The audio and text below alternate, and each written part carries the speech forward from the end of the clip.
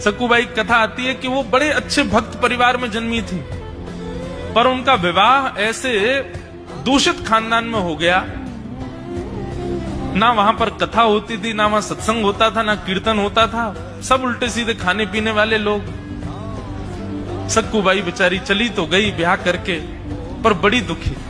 पर अपने दुख के वजह से, दुख क्या था, केवल यही था कि भजन नहीं है, कीर्तन नहीं है, कथा नहीं है परिवार में। माता पिता और सास ससुर जो भी हैं, वो किसी की रुचि नहीं है ठाकुर जी के प्रति, और सक्कूबाई परम भक्त।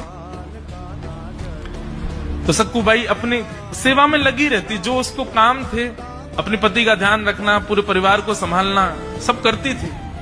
पर एकांत में बैठ करके ठाकुर जी से खूब रुदन करती थी, आपने ऐसा क्यों किया मेरे साथ? मुझे केवल आपकी कथा सत्संगी तो प्रिय है, और आपने उसी से वंचित कर दिया मुझे। सक्कूबाई को वर्षों तक कथा कीर्तन का लाभ नहीं मिला, लेकिन सक्कूबाई ने अपना धर्म नहीं छोड़ा, अपना सब निभाती थी। ठाकुर जी से रोज प्रार्थना करती, शिकायत करती, पता नहीं क्या करेंगे मेरे साथ, आपने क्यों मुझे कथा से वंचित किया। एक दिन उसी नगर में कोई भागवत जी की शोभा यात्रा जा रही थी, सक्कूबाई बर्तन मांज रही थी, और तभी ढोल नगाड़े और सुंदर कीर्तन की ध्वनि सुनाई दी। तो खिड़की से झांक करके देखा तो भागवत जी की शोभा यात्रा जा रही है। देख करके उनके तो रों रों पुलकित हो गए, आनंदित हो गई, बोले कि आज तो धन्य होगा, हमारे नगर में कथा हो रही है, मैं कैसे भी चली जाऊं, कथा सुन आऊं, मन बहुत विचलित हो रहा है। कोई बात नहीं, सास से जाके प्रार्थना करूंगी, मान जाएगी। अपनी सास के पास गई और जाकर के कहा, माँ मैं इतने दिन हो गए, मैंने कभी कुछ नहीं कहा आपसे, पर आज मैं आपसे कुछ कहना चाहती हूँ। हमारे नगर में कथा हो रही है, बगल में ही, मैंने सारे काम कर दिए, घर के भोजन भी बन गया, सब हो गया, सब जो मेरा दायित्व है सब मैंने संभाल लिया, कोई कार्य रह नहीं गया, जो कार्य है वो सब शाम के हैं, वो मैं आके सब देख लूंगी, पर बीच का ये समय है, इसमें मैं कथा सुनने जाऊं? सक्कूबाई की सास तो सास ही थी, जिसके आने सक्कूबाई की सास तो सास ही थी, जिसके आने से सांस रुक जाए वो असली सास है। सक्कूबाई की ऐसी सास थी, वो तो निष्ठुर होकर के और अपनी छड़ी लेकर, अच्छा क्या कथा वथा सुनना है, कुछ नहीं करना, जाओ चलो आराम कर लो, काम हो गए तो, लेकिन ये सब कथा वथा कुछ नहीं सुननी है। ऐसा कह के डांट दिया, सक्कूबाई बेचारी चली गई, फिर रोती रही, और एकांत में जाके आज तो इतना रोई, ठाकुर जी को इतना डांटा, इतना सुनाया। बोले आपसे धन संपत्ति थोड़ी मांग रही हूँ, आपसे कुछ और थोड़ी मांग रही हूँ, कोई सुख समृद्धि मांग रही हूँ, आपसे केवल आपकी कथा मांग रही हूँ नाथ, वो नहीं दे सकते आप, क्यों कर रहे हैं इतना मेरे साथ? और मुझे तो ऐसा लगता है कि 7 दिन में अगर इनकी कथा में मैं नहीं पहुंची, मेरे प्राण निकल जाएंगे, और आप जिम्मेवार होंगे मेरे प्राणों के निकलने के। मैंने कोई शिकायत आपसे और किसी वस्तु की नहीं की, केवल आपका लीला सुनना चाहती हूं। उनका वह आर्तनाद, उनका वह करुण क्रंदन, ठाकुर जी मोहित हो गए, और भगवान सास का रूप धारण करके सक्कूबाई के पास आ गए, और जैसे उनकी सास चलती है, जैसे बोलती है, जैसे भौं अपनी मरोड़ के रखती है, वैसे ही बिल्कुल ठाकुर जी बन के आए, और सक्कूबाई से आगे, सक्कू, हाँ जी माँ आज्ञा, तेरे को कथा सुनने का बहुत मन था ना, चल सुन, एक काम कर, चली जा, लेकिन सुन समय पे आइयो, वापस आ जाइयो, और सुन वहां प्रसाद मिलेगा ना, और लेके आना मेरे लिए भी। सक्कूबाई बोली, मैं सच में जाऊं कथा सुनने? बोले हाँ जल्दी जा। बोले आप आज्ञा दे रही है मुझे जाने की? बोले और नहीं तो मैं ही दे रही हूं, अब तू विलंब करेगी तो रोक दूंगी, जल्दी जा।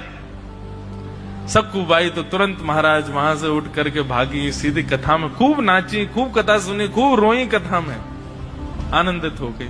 बोले ठाकुर जी मेरी सास का स्वभाव मत बदलो, मेरे पति का व्यवहार मत बदलो, ऐसे ही रहने दो, बस इनको इतना कर दो कि मुझे आपके पास आने दिया करें। लौट करके सक्कूबाई जैसे ही घर गई तो ठाकुर जी तो अंतर ध्यान हो गए, असली सास बैठी थी। सक्कूबाई ने जाकर के प्रणाम किया, माँ लो आपके लिए मैं प्रसाद लाई हूं, बड़ी अच्छी कथा, व्यास जी ने ये सुनाया, ये सुनाया, ये सुनाया। सक्कूबाई की सास ने प्रसाद दूर फेंक दिया, किससे पूछ के गई थी तू? सक्कूबाई बोली, अरे आपने तो आज्ञा की थी, जा चली जा कथा सुन के आ। आप ही तो बोली थी मुझसे, और मुझे ये भी कहा था प्रसाद लेके। बोला, अच्छा झूठ बोलती है। वहां तो वो डांटने लगी, सुनाने लगी, घर के इतने काम पड़े हैं, तूने कैसे कहा कि सब हो गए? मैंने खुद देखे, बर्तन आधे मजे रखे थे, कुछ वस्त्र रह गए थे। बोले, मैं कर रही थी, लेकिन तभी आपने कह दिया कि तू जा, तू कथा सुन के आ, तो मैंने सोचा आके। सक्कूबाई जैसे ही घर गई तो ठाकुर जी तो अंतर ध्यान हो गए, असली सास बैठी थी। सक्कूबाई ने जाकर के प्रणाम किया, माँ लो आपके लिए मैं प्रसाद लाई हूं, बड़ी अच्छी कथा, व्यास जी ने ये सुनाया, ये सुनाया, ये सुनाया। सक्कूबाई की सास ने प्रसाद दूर फेंक दिया। किससे पूछ के गई थी तू?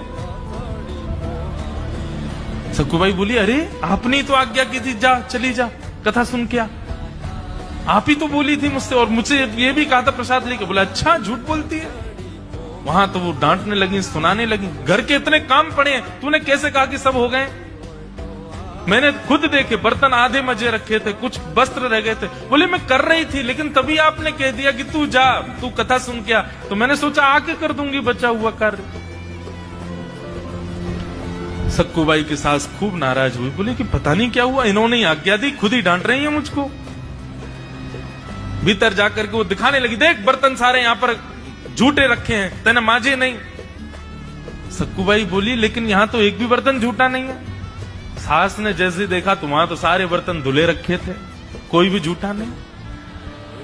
बोले, अच्छा बर्तन धुल गए?